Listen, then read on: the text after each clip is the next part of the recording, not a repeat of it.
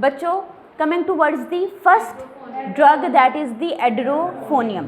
एड्रोफोनियम की अब मैं आपसे पूछूं ड्रग क्लास क्या है तो क्या कहोगे? This is the reversible acetyl choline esterase inhibitor. अब जी आपने जब बुक खोली लिपिनकोट खोली, लिपिनकोट के अंदर मेंशन है this is the prototype drug. बच्चों फार्माकोलॉजी में प्रोटोटाइप ड्रग किसको कहते हैं? ऐसे ड्रग को जो अपनी पूरी ड्रग क्लास को रिप्रेजेंट कर रही है। भैया आपने वो ड्रग पढ़ ली, भाई इस ड्रग का जैसा एक्शन है बकाया दूसरी ड्रग्स का वही एक्शन है, वही फार्माकोलॉजिकल उसके इफेक्ट्स आ रहे हैं। ठीक है, सो भी आपकी जो एड्रोफोनियम है that is basically a short acting acetylcholinesterase inhibitor. ये रिवर्सिबली बाइंड करेगी एसिटाइल कोलिन एस्टरेज के साथ, एसिटाइल कोलिन एस्टरेज की एक्टिव साइट के साथ बाइंड करेगी and then it will prevent the hydrolysis of acetylcholine into acetate and choline. ठीक है, सो बच्चों देखो आपके लिपिनकोट की डायग्राम के अंदर फिगर के अंदर ऑथर ने बताया है कि जैसे ही मैंने अपने पेशेंट को ड्रग दी, क्या किया इस ड्रग ने मेरे इस एसिटाइल कोलिन की हाइड्रोलिसिस को ब्लॉक कर दिया, जिसको नेगेटिव साइन के साथ आपकी बुक के अंदर प्रेजेंट किया गया फिगर में। क्लियर बच्चों, this is the drug that is rapidly absorbed. अब जी इस ड्रग का रूट ऑफ एडमिनिस्ट्रेशन क्या है? That is the IV. इसके अलावा इस ड्रग का आपके पास इंट्रामस्कुलर रूट भी अप्रूव्ड है। जब मैं बात करूं पीडियाट्रिक्स की तो इस केस में इसका subcutaneous route is also approved. ठीक है, so that can be given by IV, IM and subcutaneously in paediatrics. ठीक है, इसका जो ऑनसेट ऑफ एक्शन है that is 30 to 60 second. 60 seconds के बाद इसने अपना एक्शन परफॉर्म किया और कितनी देर के लिए एक्शन रहेगा? For 10 to 20 minutes. ओके जी, अब जी एग्जैक्टली इसका मेटाबॉलिज्म कैसे है this is unknown, but this is known कि भी जो आपकी ड्रग है वो यूरिन के थ्रू एक्सक्रीट कर जाती है, रीनल एलिमिनेशन में जाती है। ठीक है, और इसका जो हाफ लाइफ है दैट इज़ 1.8 आवर्स। आपके पास एड्रोफोनियम का जो ड्यूरेशन ऑफ एक्शन है दैट इज़ शॉर्टर। अब जी एक बात याद रखना, आपकी जो एड्रोफोनियम है that is the quaternary amine. ठीक है, तो भाई डेफिनेट से बात है ये सीएनएस को क्रॉस नहीं कर सकती, इसका जो एक्शन रहेगा वो पेरिफेरी के अंदर रहेगा, इसने ब्लड ब्रेन बैरियर को क्रॉस नहीं करना। अब जी एक और इसका, अब हम फार्माकोलॉजिकल यूजेस की तरफ आना। एड्रोफोनियम आपके पास ऐसी ड्रग है that is used for the diagnosis of myasthenia gravis. Myasthenia gravis की मैं आपको डेफिनेशन भी बताती हूँ, इसको हम रिप्रेजेंट करते हैं बाय MG। ठीक है, एक और टर्मिनोलॉजी आपके पास आएगी that will be cholinergic crisis. ठीक है, फिलहाल मैंने आपको कहा कि जो आपके पास एड्रोफोनियम है that is the short acting acetylcholinesterase inhibitor. इसको आप मायस्थीनिया के डायग्नोसिस के लिए इस्तेमाल कर सकते हैं। अब जी मायस्थीनिया ग्रेविस है क्या? बच्चों ये आपके पास एक ऑटोम्यून डिजीज़ है। इस ऑटोम्यून डिजीज़ में क्या होगा, आपके निकोटिनिक जो रिसेप्टर्स हैं वो डिस्ट्रॉय हो जाएंगे। कहाँ के निकोटिनिक रिसेप्टर डिस्ट्रॉय हो जाएंगे? आपके न्यूरोमस्कुलर जंक्शन के रिसेप्टर डिस्ट्रॉय हो जाएंगे। तो भाई कुछ ही ड्रग्स अवेलेबल होंगे, कुछ रिसेप्टर्स अवेलेबल होंगे जिसके ऊपर एसिटाइल कोलिन जाकर बाइंड करेगी। भाई अगर मेरे पास फ़र्ज़ करो निकोटिनिक रिसेप्टर्स हैं ही नहीं, ठीक है, या कम हैं, तो उसके ऊपर मेरी एसिटाइल कोलिन काम ही नहीं कर रही या जस्ट फ्यू रिसेप्टर्स के ऊपर जाकर काम कर रही है, तो क्या मेरे पेशेंट के लिए पॉसिबल है कि वो बॉडी मूवमेंट्स कर सके? नो। तो भाई आपके पास myasthenia gravis is basically an autoimmune disease. अब हम मायस्थीनिया ग्रेविस की डायग्नोसिस करेंगे कैसे? मेरे पास पेशेंट आया, मैंने अपने पेशेंट को इंट्रावीनस इंजेक्शन दिया एड्रोफोनियम का। ठीक है, क्योंकि एड्रोफोनियम मेरे पास इनडायरेक्टली एक्टिंग ड्रग है that is acetyl choline esterase inhibitor है, उसने एसिटाइल कोलिन के रिसेप्टर लेवल को बढ़ा दिया। अब जी मेरे पेशेंट की बॉडी के अंदर एसिटाइल कोलिन का लेवल बढ़ गया, मॉलिक्यूल्स बढ़ गए, जितने भी रिसेप्टर्स अवेलेबल हैं उन रिसेप्टर्स पर जाके मेरी ज़्यादा से ज़्यादा एसिटाइल कोलिन के मॉलिक्यूल्स बाइंड कर रहे हैं।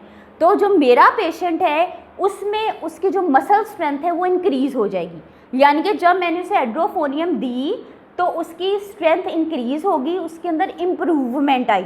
जैसे इम्प्रूवमेंट आई तो मुझे पता चल गया भाई this patient was suffering from the myasthenia gravis. ठीक है, अब जी आपके ऑथर ने आगे कह दिया केयर मस्ट बी टेकन, क्यों?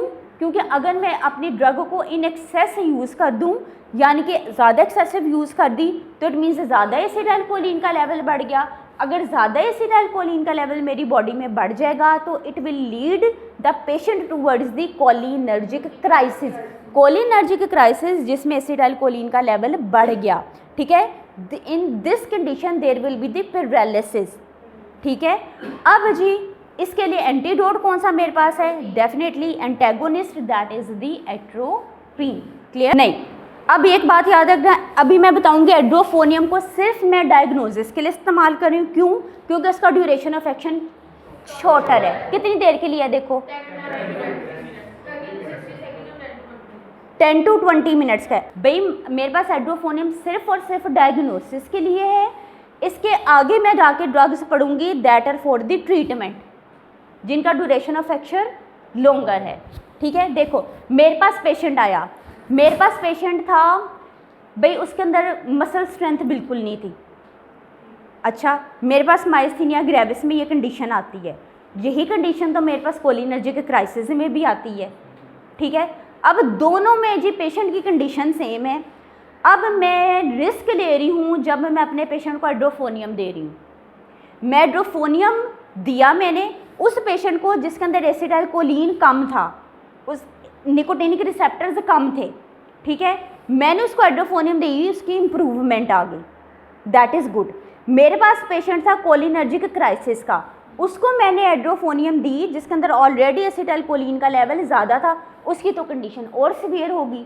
पर चलो सीवियर कितनी देर के लिए रहेगी? मैक्सिमम 20 मिनट के लिए, तो 20 मिनट के लिए पेशेंट उसको बर्दाश्त कर लेगा, ठीक है।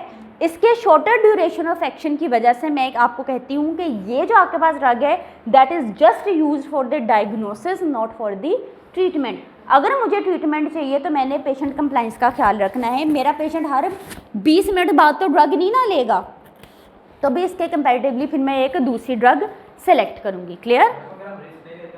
अब जी मैंने कहा जी मैंने माइस्थीनिया ग्रेविस को टेस्ट करना है, मैंने डायग्नोसिस करनी है।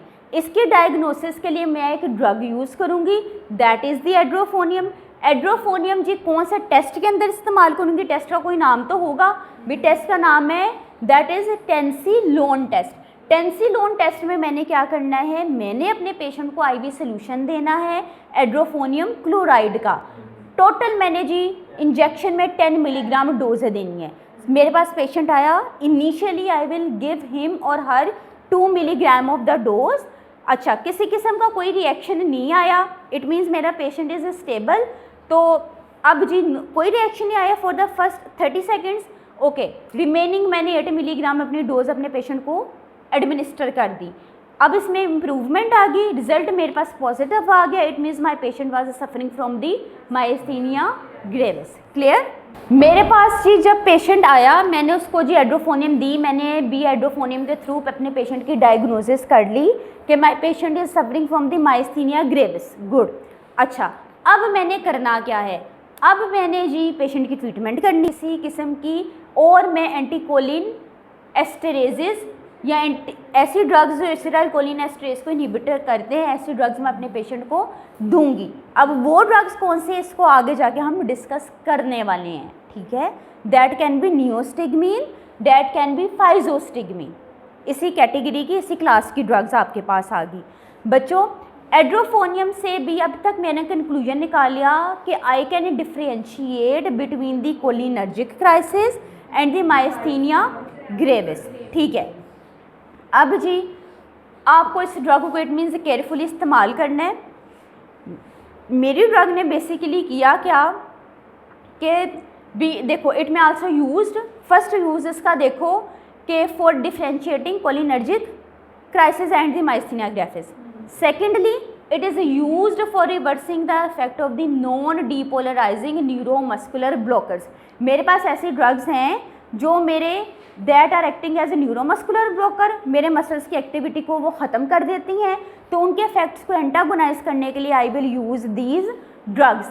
थर्डली भाई मैं अब कहती हूँ कि मेरे पास ये जो ड्रग है इसका जो यूज़ है अब वो लिमिटेड होता जा रहा है, ठीक है। मैं इस ड्रग को अब इस्तेमाल नहीं कर रही हूँ। अच्छा, अगर मैं आपके जहन में भी आया था ना, अच्छा माइस्थीनिया ग्रेविस की ट्रीटमेंट के लिए एड्रोफोनियम इस्तेमाल कर ले, नहीं, एड्रोफोनियम इस्तेमाल नहीं करनी। मेरे पास जी माइस्थीनिया ग्रेविस की लेटेस्ट भी ट्रीटमेंट जब मार्केट में अवेलेबल है तो मैं इसको क्यों इस्तेमाल करूँ? एक तो ये शॉर्टर ड्यूरेशन है, दूसरी ड्रग्स भी मैं क्यों इस्तेमाल करूँ? आई हैव मच बेटर ऑप्शंस। वो ऑप्शन कौन सी है? That is intravenous immunoglobulin. Intravenous immunoglobulin autoimmune disease है ना ये, तो भाई आई will use the intravenous immunoglobulin. मैं प्लाज्मा एक्सचेंज कर सकती हूँ, ठीक है, आई कैन डू PE। तो ये भैया आपके पास ऑप्शंस हैं। अगर मैं एंटीडोट को इस्तेमाल करना चाहूँ जो कोलिनर्जिक ड्रग्स के लिए इस्तेमाल होते हैं, तो बच्चों मेरे पास एंटीडोट्स कौन से हैं कोलिनर्जिक ड्रग्स के? That is the,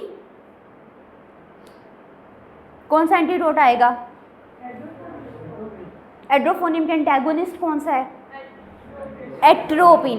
that is the atropine. These are the oximes. Oximes को भी हमने स्टडी करना है, atropine and oximes. Clear? Clear? Okay जी। कोलिनर्जिक क्राइसिस हम लोगों ने माइस्थीनिया ग्रेविस पढ़ लिया।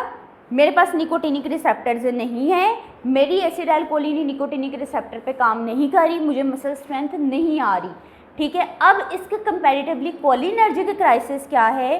कोलिनर्जिक क्राइसिस बच्चों हुआ क्या था, इसके अंदर पेशेंट के अंदर एसिटाइल कोलिन का लेवल बढ़ गया, मेरे रिसेप्टर्स की स्टिमुलेशन होगी। Conclusion is there is over stimulation of the nicotinic and the muscarinic receptor. दोनों डिजीजेस के sign and symptoms are similar, ठीक है। अब जी कोलिनर्जिक क्राइसिस में basically this can be due to the overdose of the cholinergic medicine. Base के फिर वैसे ही इफेक्ट आएंगे जैसे एसिटाइल कोलिन के आपने एडवर्स इफेक्ट्स पढ़े थे। There can be hypotension, respiratory failure. तो भी इसका ट्रीटमेंट क्या है? भी आप अपनी ड्रग को स्टॉप कर दें, कोलिनर्जिक ड्रग को लेना बंद कर दें। दूसरी बात ये, अभी मैंने आपको 2 एंटीडोट्स बताए, that is the atropine and the oximes, ठीक है। आप ये ड्रग्स इस्तेमाल कर सकते हैं। अब जी माइस्थीनिया ग्रेविस और कोलिनर्जिक क्राइसिस का कंक्लूजन है इसके दोनों के सिम्टम्स सेम थे। पेशेंट को वीकनेस थी, ब्रीदिंग प्रॉब्लम थी। अब जी मेरे पास लेकिन जी कोलिनर्जिक क्राइसिस का ट्रीटमेंट ये है कि सब मैनेजमेंट ये है कि मैं सबसे पहले कोलिनर्जिक ड्रग्स लेना बंद कर दूं, एंटीडोट इस्तेमाल कर लूँ, that can B atropine, that can B oximes. दूसरी बात ये, अगर मैंने माइस्थीनिया ग्रेविस की तरफ आना है, उसकी ट्रीटमेंट करनी है, तो इसके लिए मेरे पास I will use the anticholinesterase, acetylcholinesterase inhibitors, ठीक है। मैंने आपको बताया मेरे पास I have much better options. These options are the intravenous immunoglobulins, plasma exchange. Clear?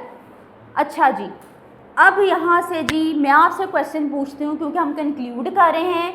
How you will differentiate between the cholinergic crisis and myasthenia gravis? कैसे differentiate करोगे? मैंने एड्रोफोनियम दी, मैंने कोलिनर्जिक ड्रग्स दी, उसमें क्या हुआ कि मैंने जी इनडायरेक्टली एक्टिंग कोलिनर्जिक ड्रग्स दी, मसल स्ट्रेंथ इंक्रीज होगी मेरे पेशेंट में। It means he was suffering from the myasthenia gravis. और जब जी मेरे पेशेंट की मसल स्ट्रेंथ इंक्रीज नहीं हुई बल्कि उसकी कंडीशन मज़ीद स्वेयर होगी, so he was suffering from the cholinergic crisis. तो भाई मेरे पास एसिटाइल कोलिन एस्टरेज इनहिबिटर जो और मार्केट में अवेलेबल है, उनकी एग्जांपल है फाइजोस्टिगमिन, नियोस्टिगमिन। अब मुझे बताओ क्या मैं अपने माइस्थीनिया ग्रेविस के पेशेंट को नियोस्टिगमिन दे सकती हूँ या नहीं? दे सकते हैं। क्या मैं कोलिनर्जिक क्राइसिस के पेशेंट को नियोस्टिगमिन दे सकती हूँ? नहीं भाई, ऐसे पेशेंट को मैं नियोस्टिगमिन नहीं दूंगी, क्योंकि ऐसे पेशेंट को अगर मैंने नियोस्टिगमिन दी उसकी मसल स्ट्रेंथ डिक्रीज कर जाएगी। क्लियर बच्चों? माइस्थीनिया ग्रेविस के अब कंक्लूड कर लो डायग्नोसिस के लिए you will use the drug edrophonium because of its shorter duration of action. इसकी ट्रीटमेंट के लिए I can use neostigmine, physostigmine, intravenous immunoglobulin, another option is the plasma exchange. Clear? So this was the adrophonium.